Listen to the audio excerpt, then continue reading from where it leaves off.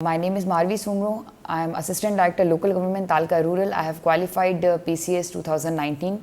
Apart from that, I have been given an additional charge of civil registration and vital status as a focal person in Mirpur Khas and Tendualayar. And I have been giving my services here since 2022.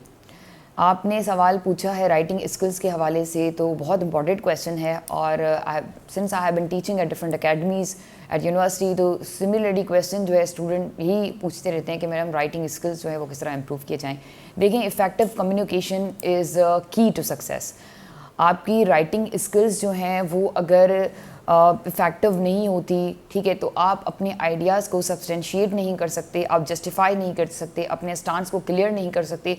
Most of the time सी बी competitive exam हो या कोई और exam हो जिसमें अगर आपका फेल्यूर का रेशो, स्टूडेंट्स का रेशो ज़्यादा है, तो सबसे एक बड़ा ड्रॉबैक ये कि स्टूडेंट्स के राइटिंग स्किल्स जो हैं वो सही नहीं है। अब राइटिंग स्किल्स जो है वो सही ना होना, ये 3-4 चीज़ें इसमें आ जाती हैं। सबसे पहले ये कि आप जब राइटिंग स्किल्स जो हैं उसमें स्टूडेंट्स जो है, एक तो उनकी रीडिंग नहीं होती इतनी, ठीक है, रीडिंग ना होने की वजह से वो अपने एक्सप्रेशंस जो हैं वो बिल्ड नहीं कर पाते। रीडिंग ज़्यादा आप मोस्टली अगर देखेंगे कि स्टूडेंट्स जो पास होते हैं सीएसएस के अंदर या पीसीएस के अंदर, वो तकरीबन वो स्टूडेंट्स होते हैं जिनकी रीडिंग बहुत अच्छी होती है, क्योंकि रीडिंग का डायरेक्टली ताल्लुक आपके राइटिंग से है। आप जितना ज़्यादा पढ़ते हैं उतने एक्सप्रेशंस आप बिल्ड करते हैं। तो पहला एक बहुत इंपॉर्टेंट चीज़ आपकी जो है राइटिंग स्किल्स में वो ये कि आप अपनी रीडिंग को इम्प्रूव करें। जितने ज़्यादा अच्छे आर्टिकल्स, अच्छे बुक्स आप पढ़ेंगे, वो एक्सप्रेशन, वो वोकैब आपकी मेमोरी के अंदर जो है वो स्टोर होती जाएगी, जिसको आप अपनी लैंग्वेज में यूटिलाइज़ कर सकते हैं। दूसरी चीज़ आप पे राइटिंग स्किल्स जो इम्प्रूव कर सकती है वो ये कि आपने अपने ग्रामेटिकल स्ट्रक्चर पे काम करना है। देखिए, हम स्कूल और कॉलेज लाइफ में तो पढ़ते रहते हैं, ठीक है, पार्ट्स ऑफ स्पीच पढ़ लेते हैं, दैट वाज लाइक अ क्रेमिंग। अब उस चीज़ में और ये यहाँ पर जब आप राइटिंग स्किल्स को प्रैक्टिकली लिख रहे होते हैं तो there is a difference.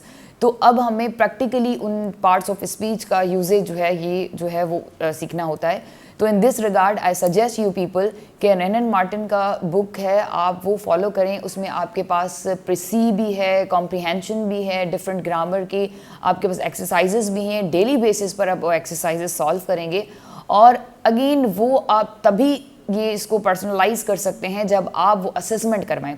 Student practice तो करते हैं चलें, पर वो जो है वो असेसमेंट नहीं करवाते। अब उनको क्या पता कि उनका जो है एरिया कहाँ पर है जहाँ पर वो लैकिंग कर रहे हैं।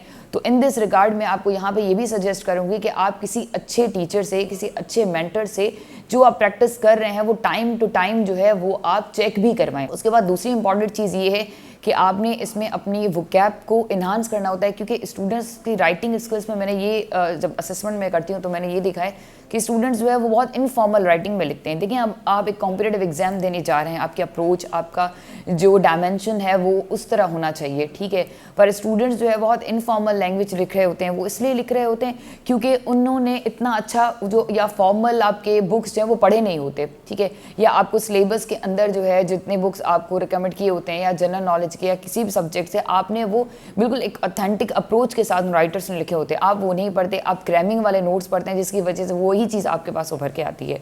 तो मैं आपको ये सजेस्ट करूँगी कि आप अपनी जो वोकैब है उसको इम्प्रूव करें। और अगेन ये एक्सप्रेशंस भी और फ्रेजेस भी आप इन राइटिंग और इन बुक से ही सीखेंगे। डॉन न्यूज़पेपर के एडिटोरियल्स आते हैं, ट्रिब्यून है, डिप्लोमेट है और डिफरेंट बुक्स हैं। आज मैं आपको बुक्स भी सजेस्ट करूँगी कि आप कौन से पढ़ें जो कि आपको हेल्प भी करेंगे। तो ये चीज़ें कुछ, और उसके अलावा आप वीक वर्ब इस्तेमाल करते हैं स्टूडेंट्स बहुत ज़्यादा, देयर आर का इस्तेमाल फॉर एग्जांपल बहुत ज़्यादा, ठीक है, तो इस किस्म के एक्सप्रेशंस, वेरी, लॉट, मतलब ये एक्सप्रेशंस जो होते हैं वो आपके सेंटेंस को वीक करते हैं। और इसके अलावा कॉन्ट्रैक्शन बहुत यूज़ करते हैं स्टूडेंट्स, डोंट या मतलब एब्रीवेशन, शॉर्ट फॉर्म्स जो हैं। तो ये चीज़ें वो हैं जो मैं अपना पर्सनल एक्सपीरियंस से बता रही हूँ कि मैं जब चेकिंग करती हूँ तो स्टूडेंट में ये चीज़ें बहुत होती हैं कि वो शॉर्ट फॉर्म्स यूज़ करते हैं। देखिए, ये फॉर्मल आपकी राइटिंग है, इसमें इस तरह के शॉर्ट फॉल्स जो है वो शॉर्ट टर्म्स वगैरह जो है ये आपने इस्तेमाल नहीं करने होते। आई होप कि आप इन सारी सजेशंस को पर्सनलाइज भी करेंगे। अच्छा, एक लास्ट और इम्पॉर्टेंट चीज़ वो ये है कि आप जो है पैराफ्रेजिंग करें। अगर आप चाहते हैं कि आपके राइटिंग स्किल्स इम्प्रूव हो तो आप कोई भी डॉन का एडिटोरियल पढ़ें, कोई बुक पढ़ें, कोशिश करें कि उसको अंडरस्टैंड करके अपनी राइटिंग में लिखें। द बेस्ट प्रैक्टिस, और ये प्रैक्टिस मैंने खुद भी की है जब आई वॉज अ स्टूडेंट और जब मैं तैयारी कर रही थी, तो पैराफ्रेजिंग जो है, पैराफ्रेजिंग के से एक फ़ायदा आपको ये होता है कि आप जो चीज़ पढ़ते हैं वो आप अच्छे से आपको याद हो जाती है। दूसरी ये कि आप उसको फिर अगेन अपनी राइटिंग में रीस्ट्रक्चर करते हैं, ठीक है।